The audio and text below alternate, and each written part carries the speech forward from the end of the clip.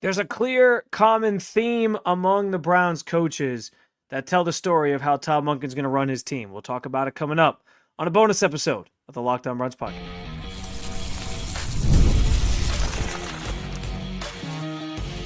You are Locked On Browns, your daily Cleveland Browns podcast.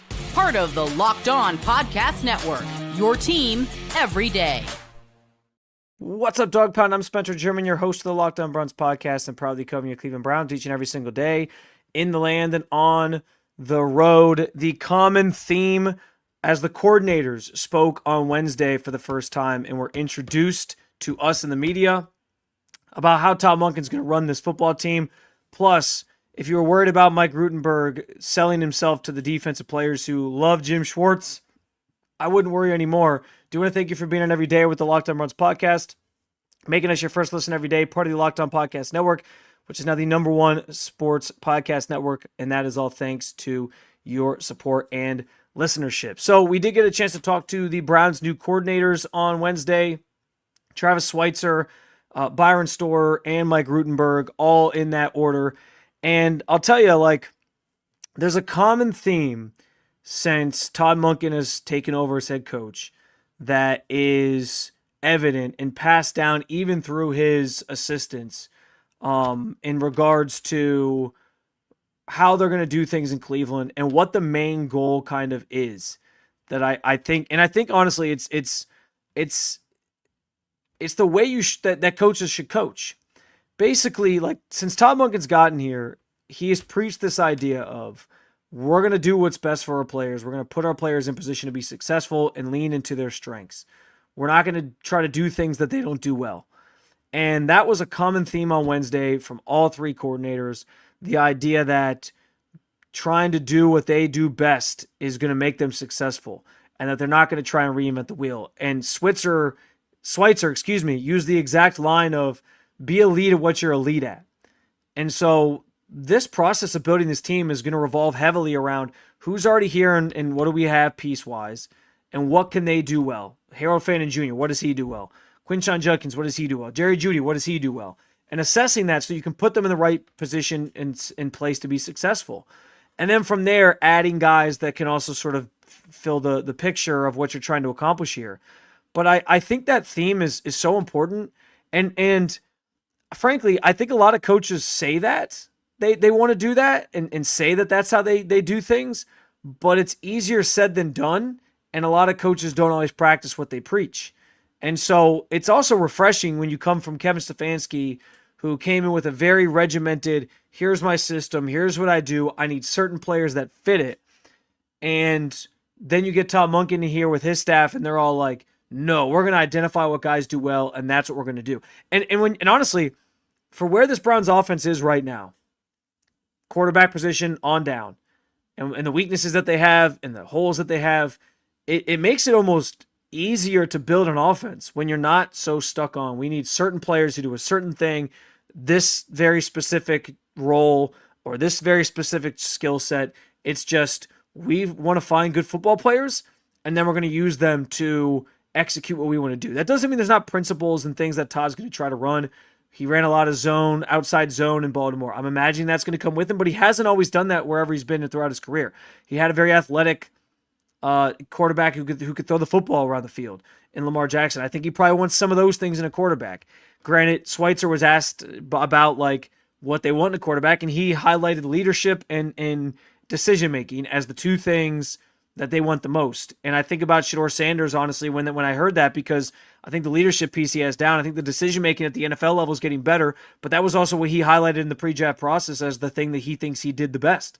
So there's the idea that they're going to find guys who just have certain things they do well and then lean into those, I think is how most coaches should try to operate. And as I mentioned, Shedeur, by the way, that philosophy feels like it could bode well for a player like that, or bode well for other young players that they maybe bring in this offseason or through the draft, because it means that they're going to look at you and bring you in, and they're not going to sit there and say, you have to do this, or we think you're going to fit this. No, they're going to say, we recognize what you do well, and we're going to see what else you can do, but we're going to make sure that you're in a position to do the things that you already thrive at. Brilliant way to coach. I give a lot of credit to Todd Monken for coming in and kind of bringing that theme and attitude to this team, and that his coaches that he's hired all get that and are all preaching that as well. For them, it's very much the same idea. And that was kind of the big theme that I took away just in general from the coordinators speaking, that they all want to put guys in position to be successful. Even Byron Storer mentioned that there's guys already on this roster from a special team standpoint. Gage Larvadain, Malachi Corley, Andre Schmidt, that he's excited to work with, and he feels like there's already some foundation there that he can take and work with and go from there, and then it's just going to be about being fundamentally sound from there. So I like the messaging. I like where this team is at in terms of how Tom Monken wants to build it. Now they have to put it into effect. And I think at least early returns are that he's got 3 guys that seem like they're poised to attempt to do that and execute the vision here in an effective way. Speaking of which, we know the biggest challenge for Mike Rutenberg when he steps in the building here is going to be convincing those guys on the defensive side of the ball that he's the right man for the job. With all the admiration that they have for Jim Schwartz, the previous DC, I'm not worried about that anymore. I'm going to play you a clip coming up because, man, his energy really is contagious. And I think it's going to go a long way in selling these players on what he wants to accomplish. We'll talk about it coming up on the Locked On Browns podcast. Hey, it's Matt Derry from the Locked On Lions podcast. The people I love depend on me. If I'm gone, the financial responsibilities don't disappear. I didn't want my family figuring things out during the hardest moment of their lives. That's why I knew only one place to go. I chose life insurance through my friends at Ethos. Ethos makes getting life insurance fast and easy, 100% online. You can get a quote in seconds, apply in minutes, and get same-day coverage. There's no medical exam. You just answer a few simple health questions. You can get up to $3 million in coverage. Some policies are as low as $30 a month. I love the folks at Ethos. Protect your family with life insurance from Ethos now by going to ethos.com/LockedOnNFL. In as little as 10 minutes, you can get the free quote and up to $3 million in coverage at ethos.com/LockedOnNFL. That is ethos.com/LockedOnNFL. Ethos.com/LockedOnNFL. Application times and rates may vary. This episode is also brought to you by our friends at Betterhelp. March is a time to celebrate women, especially with International Women's Day coming up, and to recognize just how much they carry at work, in relationships and families, in unseen roles they step into every single day. It's easy to celebrate that strength, but it's just as important to make space for their emotional well-being. And honestly, that goes for all of us. I think about my wife, how much she carries with her day-to-day from being a full-time mom and having a full-time job, and it makes me think how many of us are or maybe aren't doing the same things. The roles that we play, the expectations we carry, the pressures that we have at work. Therapy can help with all of that, creating balance, setting up healthy boundaries, and supporting your overall well-being. With over 30,000 licensed therapists and over 6 million people served worldwide, BetterHelp is the world's largest online therapy platform, and it works.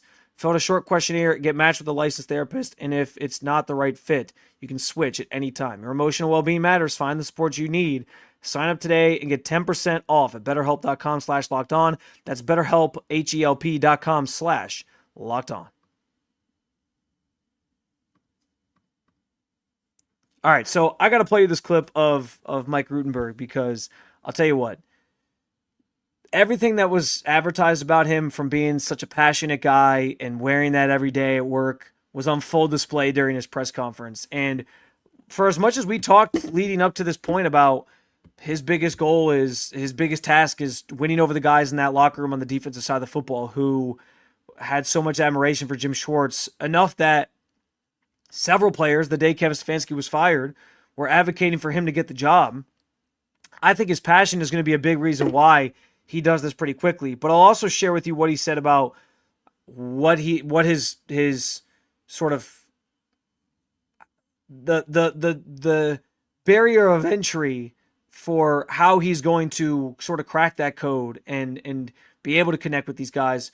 I think that's equally as important, if not more important than even this clip. But here's just a sense of, he talked about why he's so passionate and where it comes from. But this gives you a sense of just what he displays on a daily basis as a coach. I don't know any other way. My dad always told me, have a steel chin. Chin up, have a steel chin, take your shots and keep going.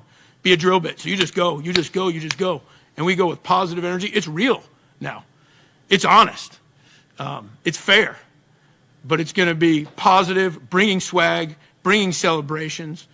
And everybody, in my opinion, wants to be told they did well. That's human nature. So let's tell people we did well.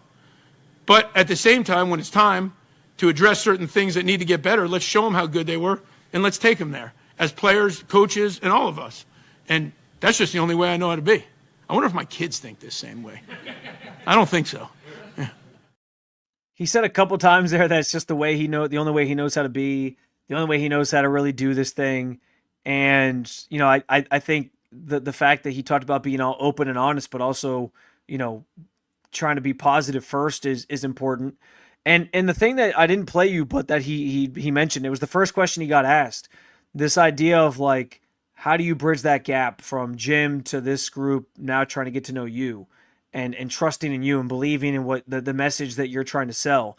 And he said flat out, which I think is so poignant because it's true for this business in general, like just the business of sports. It's all about relationships. You think about the college ranks, recruiting, all about relationships. At the NFL level, how many people hire different people from different walks of life or, people they meet along the way, different backgrounds, whether it's players, whether it's coaches. It's all about the relationships that you kind of form along the way. And so, he wants to get to know them. He wants them to get to know him. And I think combined with the passion that he shows, if he takes the right approach to that, and it does sound like, by the way, he gets rave reviews from some of his former players anyway about how he's able to connect with players and how much he's meant to them as a coach. We've seen some of those stories throughout the hiring process. I think it's going to bode well for him to make that transition pretty quickly. And I don't want to say make people forget about Jim Schwartz, but make people feel like, he's doing just as good of a job, if not better, than Jim. Here's what I would say. He's bringing a different perspective for sure. Like he's going to have different ways of doing things, different zone coverages he runs on top of the man that they sort of major in as Jim did a lot of as well. But he's not taking away like the passion they play with, the swagger that they play with. He said style is always going to win over scheme. That was another line of his in that presser, and I thought that was so telling because he wants to keep the attitude that they play with and the principles that they play with the same, and just change some things for what he's learned kind of along the way. And I think it should bode well for them having success, continued success. And if his passion is as infectious as it seemed in that room, because people were ready to run through a wall for him, just in the media, I think it's going to work.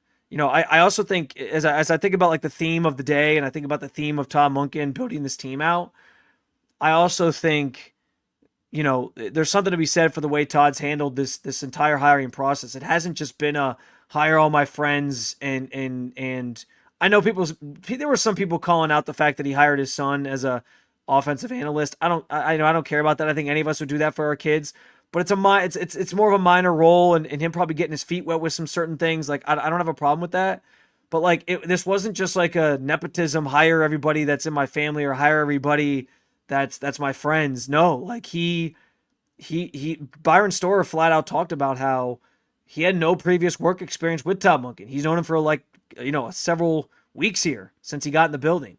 And that sort of speaks to how they vetted these guys and how they went through the process. And it wasn't just willy-nilly hire this guy because I know him. It was, we want to make sure we get the right coaches. And so they probably feel passionately about the fact that they did.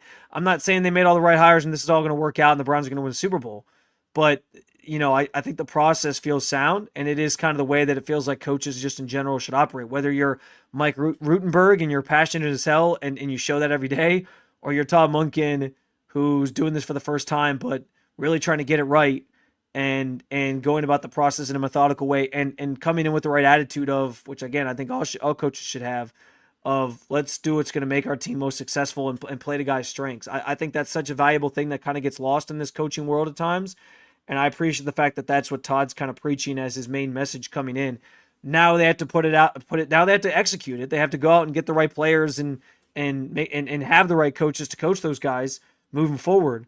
But certainly the start of this thing, the messaging all is sound. Everyone's on the same page, and it feels like it's the right energy and approach that you want an organization to take as they sort of enter this new era and this new phase of things that they're trying to get through in this rebuild that they're going through. So feeling more encouraged by the press conferences from the coordinators today. I think you should too as a fan. We'll have plenty more for you. Tomorrow we're going to play a little game where we talk about, would you rather have this guy or that guy at certain positions? And I can tell you right now, one of them is going to be around the receiver position and a potential trade target for the Browns, or potentially drafting a wide receiver. So you're not going to want to miss that. Hit that subscribe button so that you make Locked On Browns your first listen every day, wherever you get your podcast, and at the Locked On Browns YouTube channel. Make sure you use the promo code right now, by the way, free agency, no spaces, to join the Everydayer Club and get your first month free. You can check out our show and become an Everydayer Club member at lockedonbrowns.supercast.com. And we also encourage you, as always, to check out Locked On Cavs and Locked On Guardians. Keep it local and support my friends here in Cleveland. Thanks for listening. Back at it on Thursday with plenty more to discuss as free agency looms large next week. Catch you next time, Cleveland.